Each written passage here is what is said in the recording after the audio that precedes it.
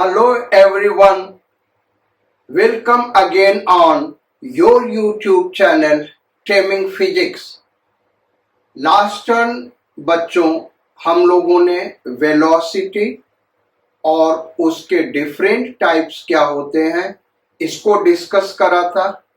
उसके अलावा average speed और इंस्टेंटेनियस स्पीड पे कुछ न्यूमेरिकल्स करे थे।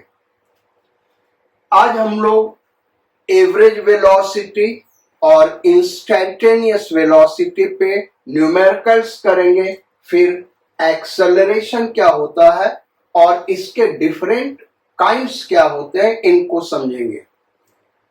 तो पहले न्यूमेरिकल्स करते हैं एवरेज वेलोसिटी पे। सो क्वेश्चन नंबर 1, और वो क्वेश्चन नंबर 1 इस तरह से है कि there is a particle moving on x axis. It starts from origin and reaches point P and then turns back and reaches point Q. Point P का x coordinate है 200 metre. This is x coordinate, ध्यान रखिएगा O से P तक x coordinate and time t equal to 10 second. फिर यहां से turn back करता है और पॉइंट Q पे पहुंचता है। पॉइंट Q का कोऑर्डिनेट है 50 मीटर। पॉइंट P का coordinate x is equal to 50 metre है और ये यहां पे पहुंच रहा है t इक्वल टू 20 सेकेंड पे, 20 second, and this is coordinate of point P. X is equal to. Now we have to find out first question, average velocity of 0 to 20 second. Then second question,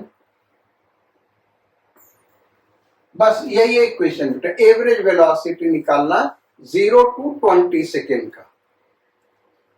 तो अब average velocity क्या होता है?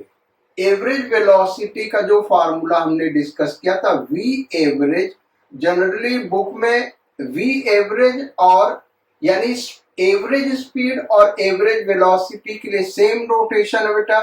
हम इसको ऐसे represent करेंगे, average velocity को हमेशा ध्यान रखना। और मॉड निकालने का मतलब हम क्या निकाल रहे हैं, उसका मैग्नीट्यूड फाइंड आउट कर रहा है। So is equal to final position R2 minus R1 upon T2 minus T1।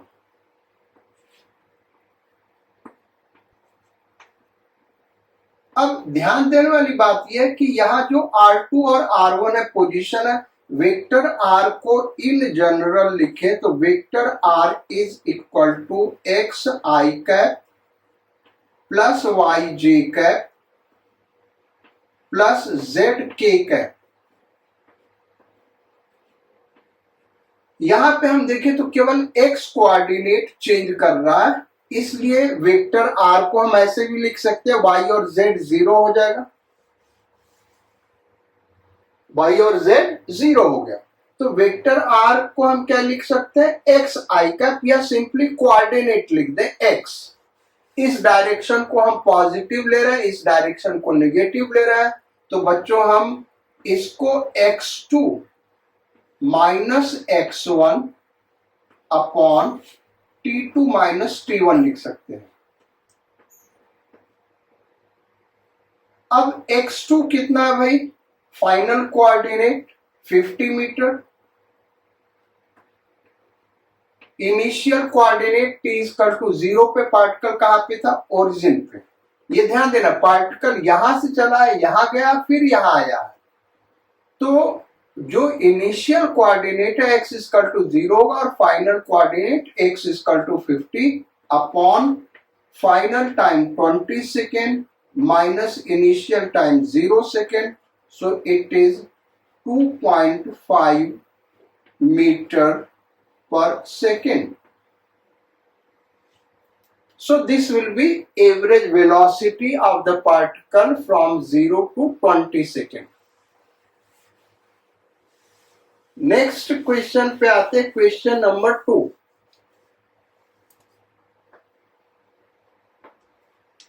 तो क्वेश्चन नंबर 2 है, एक पार्टिकल सर्कुलर पाथ पे मूव कर रहा है। Its radius is capital R. At t equal to 0 इस पॉइंट P पे है, गिवन है it is moving with uniform speed and completes the circle in time capital T. Capital T time में 1 revolution कर रहा है। Find out average velocity for first question 1 complete rotation,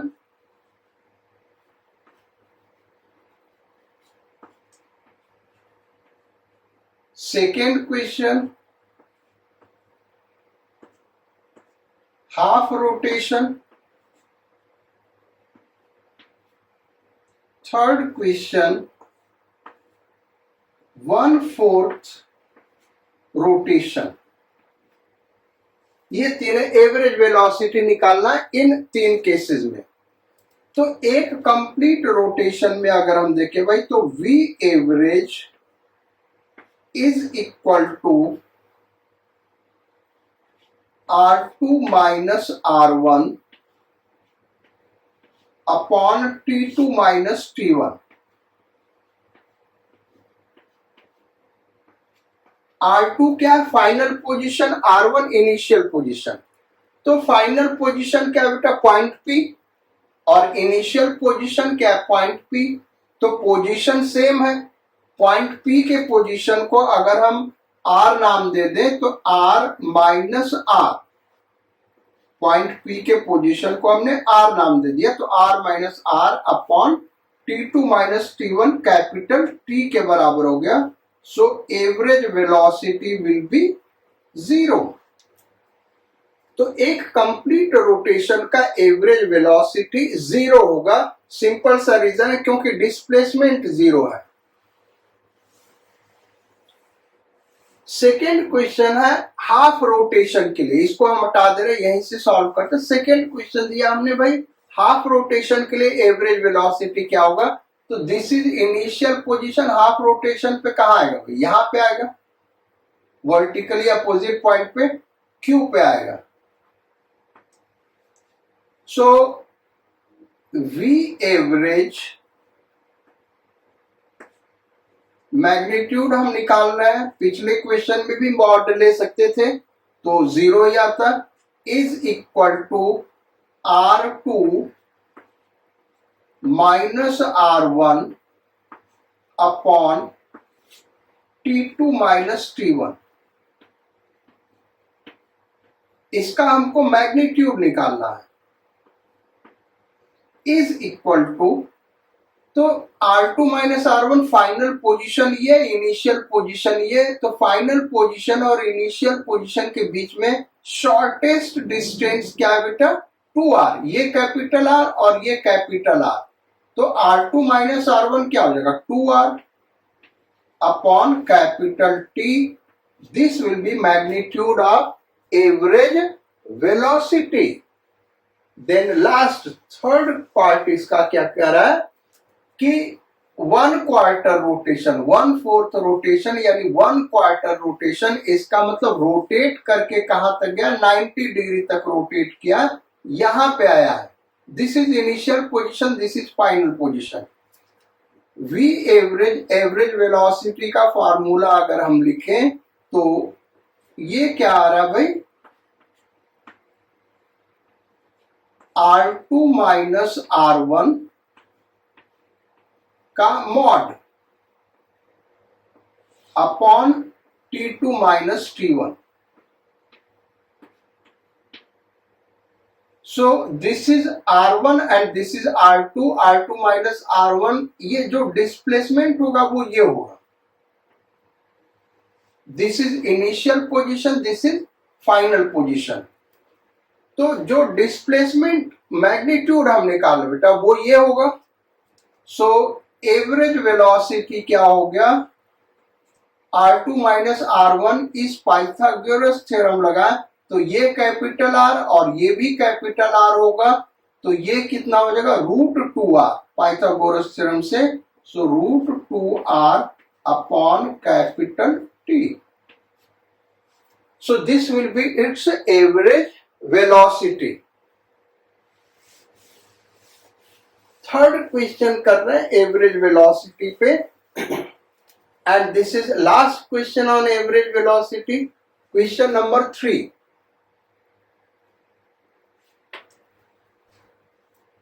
Question number 3 क्या है कि particle it is moving on straight line due east, east direction में move कर रहा है and it covers distance of 60 meter. Then turns back anti-clockwise by 120 degree. 120 degree से turn किया anti-clockwise and again moves 60 meter. Find out magnitude of average velocity if total time taken by particle is 10 second. यानी total time यहां से यहां जाने में 10 second लग रहा है, तो एवरेज वेलोसिटी क्या होगा. अब एवरेज वेलोसिटी देखिए बेटा, तो V average is equal to final position minus initial position upon T2 minus T1. ये हमारा फार्मूला है. अच्छा, final position minus initial position क्या होगा, उस वेक्टर को हम दिखा रहे हैं. So it will be this vector. ये वेक्टर होगा final position minus initial position. Basically ये इनिशियल पोजीशन है, ये फाइनल पोजीशन है, तो डिस्प्लेसमेंट क्या होगा, इनिशियल पोजीशन पे टेल होगा डिस्प्लेसमेंट वेक्टर का और फाइनल पोजीशन पे हेड होगा. सो this is R2 minus R1. अब इस R2 माइनस R1 को हम करें तो ये कितना आ जाएगा बेटा, हमको अब वेक्टर का लॉ लगाना होगा, और वेक्टर का लॉ लगाना होगा तो is equal to this T2 minus T1 is 10 second. यहां पे 10 रख दें. अच्छा, ये वेक्टर क्या होगा, तो हम ये देखें, ये जो वेक्टर है ये इस वेक्टर और इस वेक्टर का एडिशन है. भाई इस वेक्टर और इस वेक्टर का एडिशन है ये, तो फॉर्मूला क्या लगेगा, under root A square plus B square plus 2ab cos theta. A square यानी 60 स्क्वायर प्लस बी स्क्वायर यानी 60 square plus 2a into B यानी 60 स्क्वायर cos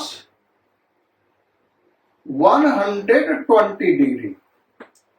और cos 120 डिग्री क्या होता है बेटा, माइनस हाफ होता है. ये 10 हो गया, ये हो गया under root 60 square plus 60 square plus 2 into 60² into minus half. तो ये 2 और ये 2 कट जाएगा, ये -60², ये +60² कट गया, बचेगा क्या 60² का रूट यानी 60 divided by 10, so it is 6 metre per second. So this will be its average velocity, magnitude of average velocity. तो एवरेज वेलोसिटी क्या है R2 माइनस R1 यानी डेल्टा R। डेल्टा R क्या है? Displacement. This is initial position, this is final position, तो ये displacement होगा। यहां से देखें तो इस दो वेक्टर का ये एडिशन है। सो ये हो गया मैग्नीट्यूड ऑफ एवरेज वेलोसिटी। अब हम आते हैं इंस्टैंटेनियस वेलोसिटी या सिंपली वेलोसिटी कहते हैं बेटा। उसका मीनिंग क्या होता है? तो क्वेश्चन नंबर 4 और 5 दो क्वेश्चन और करेंगे, फिर एक्सेलरेशन स्टार्ट करेंगे। तो इंस्टैंटेनियस वेलोसिटी का अगर फॉर्मूला हम देखें तो v is equal to dr by dt। इसको हम डिफरेंशियल फॉर्म कहते हैं और इसी को ऐसे लिख सकते हैं dr is equal to v dt। This is integral form. अब दो तीन चीजें हम लोग को समझ लेनी है और उसके बाद इसको स्टार्ट करेंगे, क्योंकि ये वेक्टर फॉर्म में है। तो अगर 2 डायमेंशनल या 3 डायमेंशनल मोशन हो, यानी प्लेन में मोशन हो या स्पेस में मोशन हो, तो इन वेक्टर्स को हम आई कैप, जे कैप, के कैप के टर्म में लिखेंगे। लेकिन अगर स्ट्रेट लाइन मोशन है तो यहां एरो लगाने की कोई जरूरत नहीं है।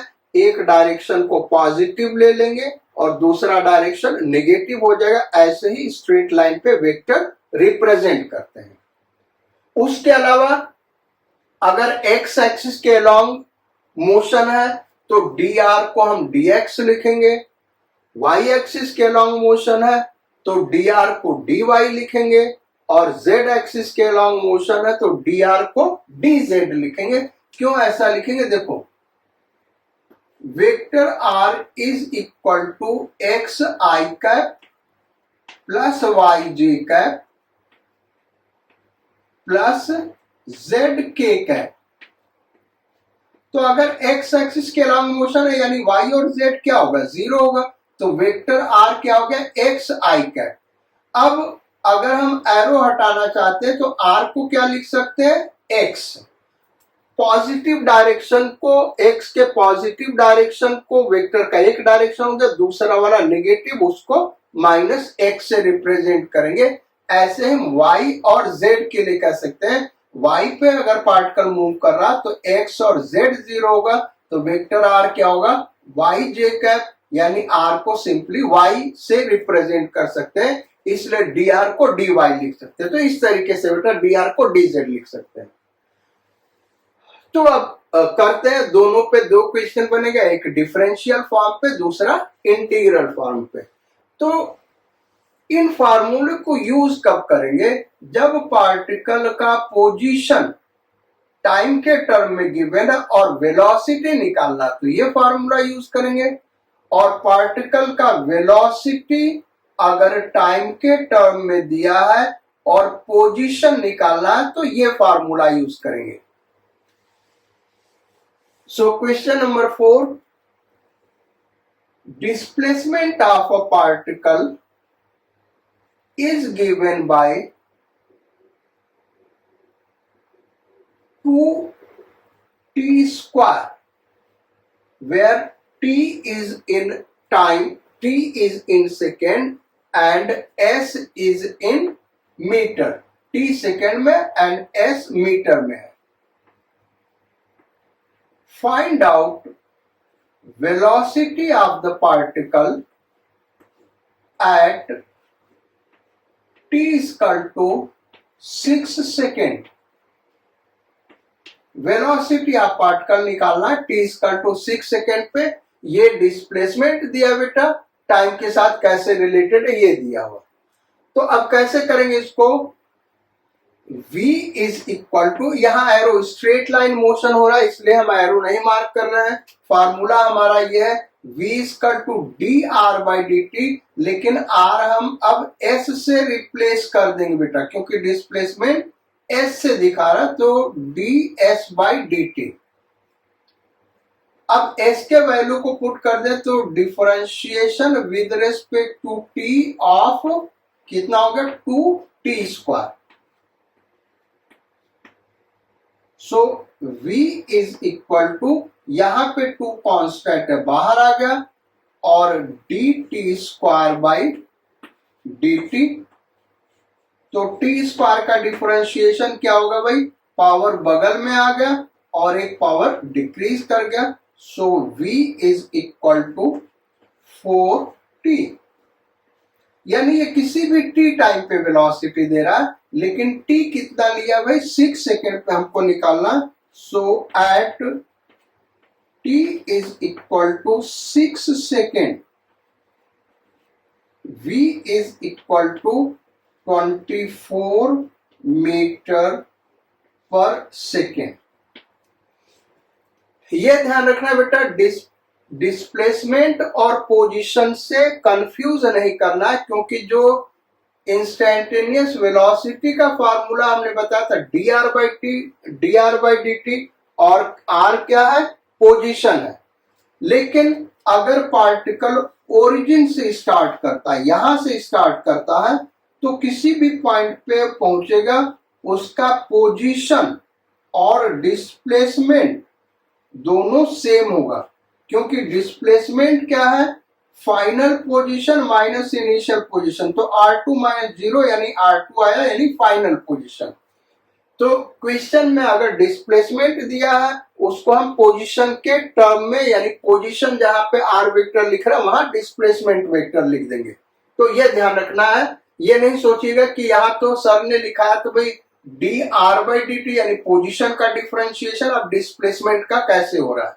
तो वो यूं हो रहा है कि ये अंडरस्टूड है कि पार्टिकल कहां से चल रहा है, ओरिजिन से, या जहां से चला उसी को हम क्या मान रहे हैं, ओरिजिन मान रहे हैं।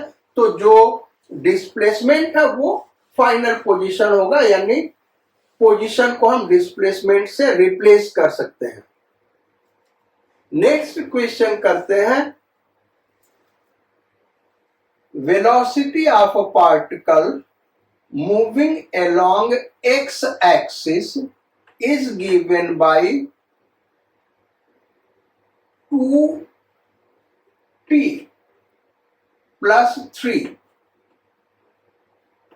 where t is in second and v is in meter per second. Write down further, if at t is equal to 0, particle is at x is equal to 10 meter,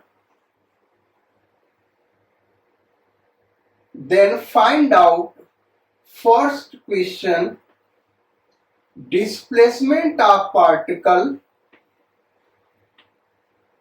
in 10 seconds. Second question, position of particle at 10 second. ये 2 question दिया बेटा, और displacement और position का difference हम समझा रहे हैं।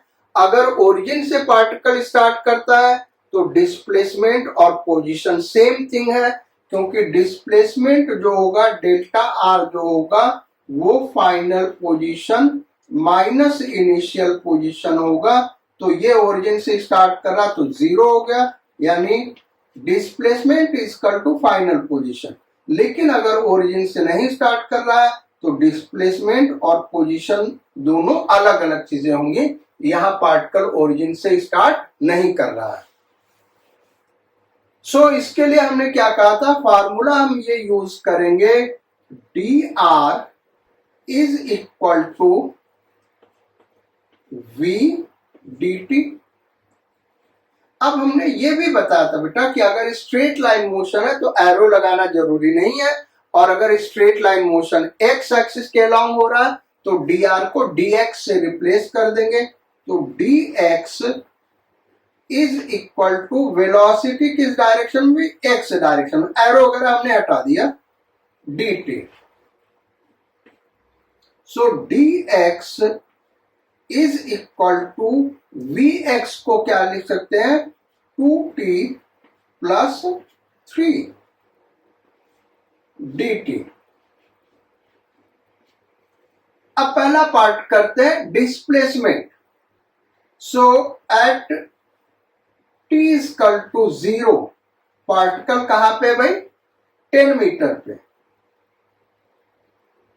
और टाइम 10 सेकेंड पे हमको निकालना है पार्टिकल का पोजीशन, फाइनल पोजीशन x2, इसको हम x2 ही लिख देते हैं, x2।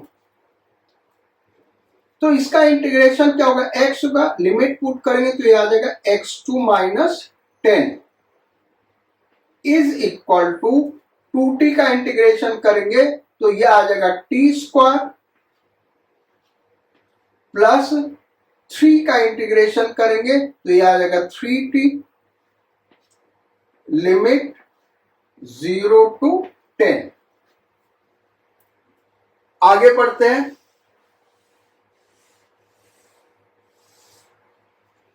अब x2 जिसको सिंपली हम x भी लिख सकते थे, final position is equal to, पहले अपर लिमिट पुट करें तो t के जगह 10 पुट करेंगे, ये आ गया 100 प्लस ये आ गया 30, then minus t equal to 0 put कर दिया, ये 0 आ गया। तो x2 minus x minus 10 is equal to 130 metre. This is answer of second part. Displacement ये होगा बेटा, क्योंकि डिस्प्लेसमेंट क्या होता है, final position minus initial position. Final position x2 हमने माना, इनिशियल पोजीशन 10 दिया हुआ है, तो final position minus initial position क्या आया, 130 metre. So this is displacement. Final position क्या होगा, it is 130 plus 10, so it is 140 meter. So this is final position. तो फाइनल पोजीशन या पोजीशन और डिस्प्लेसमेंट का आप डिफरेंस समझिए। अगर पार्टिकल ओरिजिन से चलता है तो उसका फाइनल पोजीशन और डिस्प्लेसमेंट दोनों सेम होगा, लेकिन अगर ओरिजिन से नहीं चलता है जैसा यहां पे दिया हुआ है तो फाइनल पोजीशन और डिस्प्लेसमेंट दोनों अलग अलग चीजें होंगी। डिस्प्लेसमेंट क्या होगा भाई, final position minus initial position. So 140 minus 10 it is 130। तो ये हो गए हमारे क्वेश्चंस। अब आते हैं एक्सेलरेशन के ऊपर। इसका जो डिफरेंशियल और इंटीग्रल फॉर्म है बेटा, इस पे और भी हम क्वेश्चंस करेंगे जब equations of straight line motion पढ़ा लेंगे, तो उसके साथ ये भी क्वेश्चन करेंगे, क्योंकि वहां पे आपको ज्यादा समझ में आएगा कि कहां पे इक्वेशन ऑफ मोशन के 3 फार्मूले लगाते हैं, v equal to u plus at, s equal to ut plus half at square and v square equal to u square plus 2as। इसको आपने 9th में पढ़ा होगा। तो ये जो 3 इक्वेशन है ये कब लगते हैं, और हमने यहाँ पे 6 फार्मूले टोटल पढ़ाए बेटा। पहला देखो 4 फार्मूले, v average, average speed is equal to dt by dt। दूसरा पढ़ाया इंस्टेंटेनियस स्पीड, ये delta d by delta t होगा, डेल्टा या डी बाई टी इसको कह सकते हो, और ये होगा dt by dt। Then average velocity, average velocity ये क्या होगा, d r by delta r by delta t, delta r by delta t. And then instantaneous velocity ये क्या आएगा, d r by d t. Then average acceleration का formula वो वहां पे लिखा हुआ, देन इंस्टैंटेनियस एक्सेलरेशन। ये देखें 6 फार्मूले और ये वाले 3 इक्वेशन ऑफ मोशन है, v equal to u plus at, s equal to ut plus half at square, v square equal to u square plus 2as।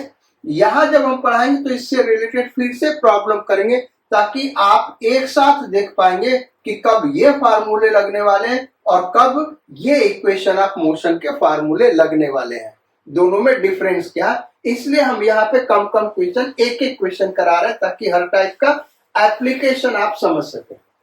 खैर चलिए, तो अब नेक्स्ट टॉपिक स्टार्ट करते हैं, एक्सेलरेशन। एक्सेलरेशन किसी पार्टिकल का क्या होता है बेटा? It is defined as rate of change of velocity with respect to time. Acceleration को कैसे डिफाइन करते हैं? जो rate of change of velocity है विद रेस्पेक्ट टू टाइम, इसी को हम एक्सेलरेशन कहते हैं। एक्सेलरेशन एक वेक्टर क्वांटिटी है और इसका यूनिट क्या होगा भाई? Metre per second square. जैसा कि आगे एक्सेलरेशन के फार्मूले देखेंगे तो ये change in velocity upon time interval, इसका यूनिट हो गया metre per second upon second, तो मीटर पर सेकेंड स्क्वायर हो गया। डायमेंशनल फार्मूला क्या होगा? तो मीटर पर सेकेंड स्क्वायर है भाई। डायमेंशनल फार्मूला अगर हमको निकालना बेटा तो मीटर का हो गया LT2 second square, so it is LT-2। So this will B it's dimensional formula. तो डिफिनेशन तो एग्जाम में लिखने के लिए बेटा मेन समझना हमको है, फील करना है कि एक्सेलरेशन होता क्या है।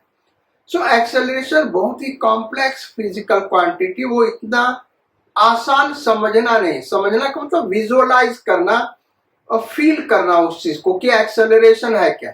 जैसे रेस्ट हम फील कर सकते हैं, हम कह रहे हैं कि एक बॉडी रेस्ट में, आप जानते हैं क्या होता है रेस्ट में? मोशन में, वो भी आपको समझ में आता है। अच्छा, डायरेक्शन भी समझ में आता है, किसी वेलोसिटी से परपेंडिकुलर डायरेक्शन में मूव कर रहा, वो भी हम आंख से देख के समझ सकते हैं। यानी रेस्ट, मोशन, स्पीड, वेलोसिटी, ये आंखों से हम परसीव कर सकते हैं और हमको दिखती है ये सारी चीजें। लेकिन एक्सेलरेशन है क्या? ये इतना आसान नहीं है। कुछ केसेस में हम फील कर सकते हैं, आसान होता, कुछ केसेस में बहुत ही कॉम्प्लेक्स है। जैसे एग्जांपल हम ले, सपोज कर लो एक कार जा रही है और एकाएक ब्रेक लगा, हम दूर खड़े हैं, तो हम उस कार को देखेंगे तो उसका स्पीड घटता हुआ नजर आएगा, यानी ये एक्सेलरेशन है। बेसिकली ये नेगेटिव एक्सेलरेशन है। अच्छा, एक कार रेस्ट में है और वो स्टार्ट हो जाती है, मूव करना स्टार्ट करते हैं एक स्ट्रेट रोड पे, तो हम देखें तो हमको क्या फील होता है भाई? पहले रेस्ट में था और फिर उसका स्पीड पर्टिकुलर डायरेक्शन में बढ़ते हुए दिखता है, यानी ये भी एक्सेलरेशन है क्योंकि वेलोसिटी उसका इंक्रीज कर रहा है। तो ये दो केस बड़ा आसान है। ऐसे कोई बॉल है, हम ऊपर से यहां से ड्रॉप करें तो यहां पहले स्पीड कम होगा, फिर स्पीड और बढ़ेगा, फिर स्पीड और बढ़ेगा। ये हम कैसे जानते हैं भाई? क्योंकि पहले 1 सेकेंड में कम डिस्टेंस ट्रेवल करता है, अगले 1 सेकेंड में और ज्यादा डिस्टेंस ट्रेवल करता है, अगले 1 सेकेंड में और ज्यादा डिस्टेंस ट्रेवल करता है, यानी स्पीड बढ़ रहा है। और स्पीड बढ़ रहा है यानी क्या हो रहा है भाई? एक्सेलरेशन हो रहा है, उस पर्टिकुलर डायरेक्शन में एक्सेलरेशन हो रहा है। अच्छा, ऐसे किसी बॉल को अपवर्ड हम थ्रो करें तो पहले 1 सेकेंड का स्पीड ज्यादा होगा, दूसरे 1 सेकेंड का स्पीड और कम होगा, धीरे धीरे वो स्लो होता जाता, तो ये हमको रिटार्डेशन समझ में आता, यानी नेगेटिव एक्सेलरेशन। तो ये दो चीजें तो बड़ा समझना आसान बेटा। इस टाइप का एक्सेलरेशन स्ट्रेट लाइन मोशन में, इसको हम देख के फील कर सकते हैं। लेकिन सपोज कर लो एक पार्टिकल सर्कुलर पाथ पे कांस्टेंट स्पीड से मूव कर रहा है। एक पार्टिकल है सर्कुलर पाथ पे कांस्टेंट स्पीड से मूव कर रहा है। अब अगर आप इसको देखेंगे तो आपको यहाँ पे कोई एक्सेलरेशन नहीं दिखेगा, लेकिन यहाँ भी एक्सेलरेशन है बेटा, क्योंकि सपोज कर लो ये पार्टिकल यहाँ पे है और यहाँ पे पहुंचा, तो स्पीड तो उसका वही है, अभी तक जितना केस हमने डिस्कस किया स्ट्रेट लाइन मोशन था। तो एक्सेलरेशन एक ही तरीके, दो ही तरीके से हो सकता है, या तो स्पीड बढ़े या तो स्पीड घटे। लेकिन यहाँ पे स्पीड कांस्टेंट है, डायरेक्शन चेंज हो रहा है, इसलिए वेलोसिटी चेंज हो रहा है, इसलिए यहाँ पे एक्सेलरेशन होगा। क्या हो रहा है भाई? स्पीड कांस्टेंट है लेकिन डायरेक्शन चेंज हो रहा है वेलोसिटी का। अगर वेलोसिटी को देखें तो यहाँ पे और यहाँ पे वेलोसिटी का नाम हम दे दे v1 और v2, तो ये दोनों सेम नहीं है, दोनों का मैग्नीट्यूड सेम है लेकिन दोनों का डायरेक्शन अलग अलग है। तो वेलोसिटी क्या हो गया? चेंज हो गया। और एक्सेलरेशन क्या होता है भाई? Change of velocity upon time interval. अगर एवरेज एक्सेलरेशन देखें और इंस्टेंटेनियस एक्सेलरेशन डिफरेंशिएशन है, तो वेलोसिटी चेंज कर रहा है इसलिए एक्सेलरेशन होगा। इसका मतलब अब हम फिक्स कर सकते हैं कि एक्सेलरेशन के 3 कंडीशन हो सकते हैं बेटा। यहां फार्मूला हम देखें तो एवरेज एक्सेलरेशन के फार्मूले को अगर हम देखें तो ये क्या करा भाई? Change in velocity upon time interval. अब चेंज इन वेलोसिटी को देखें, समझना इस चीज को, चेंज इन वेलोसिटी को। तो इसमें 2-3 तरीके से ये चेंज कर सकता है। पहला, इसका मैग्नीट्यूड चेंज करें तब भी वेलोसिटी चेंज करेगा। दूसरा, डायरेक्शन चेंज करें तब भी वेलोसिटी चेंज करेगा क्योंकि वेलोसिटी में डायरेक्शन भी है। एंड थर्ड, दोनों चेंज करें, यानी मैग्नीट्यूड भी चेंज कर रहा है और डायरेक्शन भी चेंज कर रहा है, तब भी एक्सेलरेशन होगा। तो एक्सेलरेशन को देख के समझना बड़ा मुश्किल है, लेकिन यहां से हम मैथमेटिकली समझ सकते बेटा। ये वाला चीज तो हमको समझ में आएगा, ये भी समझ में आएगा।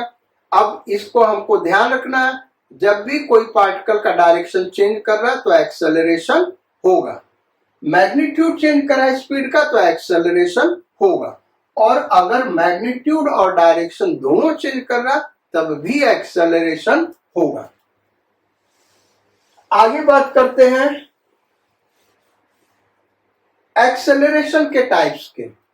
तो जैसे स्पीड में डिफरेंट टाइप थे, वेलोसिटी में डिफरेंट टाइप थे, वैसे ही एक्सेलरेशन में डिफरेंट 4 टाइप्स हैं। First, uniform acceleration. Uniform acceleration क्या बेटा? अगर एक पार्टिकल का एक्सेलरेशन का मैग्नीट्यूड और डायरेक्शन दोनों कांस्टेंट है तो ऐसे एक्सेलरेशन को हम यूनिफॉर्म एक्सेलरेशन कहेंगे। नॉन यूनिफॉर्म एक्सेलरेशन ये क्या है? एक ऐसा एक्सेलरेशन जिसका मैग्नीट्यूड या डायरेक्शन या दोनों, 3 कंडीशन हो गए भाई, मैग्नीट्यूड या डायरेक्शन या दोनों टाइम के साथ चेंज कर रहा हो, ऐसे एक्सेलरेशन को नॉन यूनिफॉर्म एक्सेलरेशन कहेंगे। जैसे एक हम लिखें, acceleration is equal to 3 metre per second square due east. तो ये यूनिफॉर्म एक्सेलरेशन है बेटा, क्योंकि मैग्नीट्यूड भी कांस्टेंट है, डायरेक्शन भी कांस्टेंट है। लेकिन एक और एग्जांपल हम ले लें, a is equal to 3t metre per second square due east. अब ये एक्सेलरेशन कांस्टेंट नहीं है भाई, वेरिएबल है, क्योंकि एक्सेलरेशन क्या? 3t। तो t इक्वल टू 0 पे एक्सेलरेशन 0, 1 सेकेंड पे acceleration 3 metre per second square, 2 metre पे acceleration 6 metre per second square. तो ये क्या हो गया? वेरिएबल एक्सेलरेशन हो गया। ऐसे ही एक और एग्जांपल ले ले वेरिएबल एक्सेलरेशन का, a equal to 2x metre per second square, where x is position of particle due east, या कोई भी डायरेक्शन दे सकते हैं, ड्यू नॉर्थ हमने दे दिया। ये भी वेरिएबल एक्सेलरेशन है क्योंकि पोजीशन के साथ एक्सेलरेशन चेंज हो रहा है। So this is variable acceleration. अब एवरेज एक्सेलरेशन क्या होता है बेटा? तो एवरेज एक्सेलरेशन क्या है? It is defined as the ratio of change in velocity and corresponding time interval, यानी एवरेज एक्सेलरेशन को हम डिफाइन करेंगे change in velocity upon corresponding time interval. Change in velocity होता final position minus initial position, तो इसलिए चूंकि ये v2 minus v1 लिखा तो उसी के पैटर्न में लिखने के लिए डेल्टा टी को t2 माइनस t1 लिख दिया। इंस्टैंटेनियस एक्सेलरेशन यानी एक्सेलरेशन किसी पर्टिकुलर मूवमेंट पे निकाल रहे हैं, पर्टिकुलर इंस्टेंट पे निकाल रहे हैं, पर्टिकुलर टाइम पे निकाल रहे हैं, तो ऐसे एक्सेलरेशन को इंस्टैंटेनियस एक्सेलरेशन कहते हैं। Instantaneous acceleration dv by dt कैसे हो गया बेटा? ये देखें तो एक एवरेज एक्सेलरेशन का ही फॉर्म है, बस हुआ क्या यहाँ पे जो डेल्टा टी है वो टेंड्स टू 0 हो गया। अब जब डेल्टा टी टेंड्स टू 0 हो जाएगा बेटा, तो चूंकि नेग्लिजिबल टाइम इंटरवल है इसलिए ये एक्सेलरेशन किसी पर्टिकुलर मोमेंट का होगा। बात हमारी समझो भाई, जैसे हम ये कहें कि 2.9 सेकेंड से 3.0 सेकेंड का एक्सेलरेशन, तो ये टाइम इंटरवल है 0.02 का, ये एवरेज एक्सेलरेशन देगा। यहां से यहां तक का जो एक्सेलरेशन होगा ये क्या होगा? एवरेज एक्सेलरेशन होगा, यानी वो एक्सेलरेशन न इस मोमेंट का होगा, न इस मोमेंट का होगा, न इंटरमीडिएट मोमेंट का होगा, एवरेज एक्सेलरेशन होगा। अच्छा, यही अगर हम कर दें 2.9999 ऐसे आप करते चले जाओ और यहां पे लिख दो 3.0001। अब यहां पे देखें बेटा, तो जो 3 सेकेंड का एक्सेलरेशन होगा वो इस एवरेज एक्सेलरेशन से उतना नजदीक नहीं होगा, लेकिन यहां पे हम जाएंगे तो जो 3 सेकेंड का एक्सेलरेशन होगा ये एवरेज एक्सेलरेशन के बहुत नजदीक होगा, क्योंकि टाइम इंटरवल क्या हो गया? टेंड्स टू 0 है, यानी यहां पे तो टेंड्स टू 0 नहीं, यहां पे 0.0002 आ जाएगा। लेकिन मैथमेटिकली हम उस dt को क्या लिख सकते हैं? 0.0000 ऐसे हजारों जीरो लिख दो, फिर 1 लिख दो, यानी हमारा जो टाइम इंटरवल टेंड्स टू 0 है, इसका मतलब वो 3 सेकेंड का एक्सेलरेशन निकालना होगा। अगर उसके इधर और इधर स्मॉल टाइम इंटरवल ले रहे हैं तो जो डिफरेंशिएशन है हमेशा ये इंस्टैंटेनियस वैल्यू देगा। So this is instantaneous acceleration. आज क्लास हम यही खत्म करते बेटा। जब नेक्स्ट टर्म स्टार्ट करेंगे एवरेज एक्सेलरेशन और इंस्टैंटेनियस एक्सेलरेशन के न्यूमेरिकल्स को सॉल्व करेंगे, कुछ एक प्रॉब्लम सॉल्व करेंगे, then we will start one dimensional motion यानी स्ट्रेट लाइन मोशन और rectilinear motion with constant acceleration. So till then, do hard labor, stay happy, stay healthy, sayonara, Godspeed and bon voyage.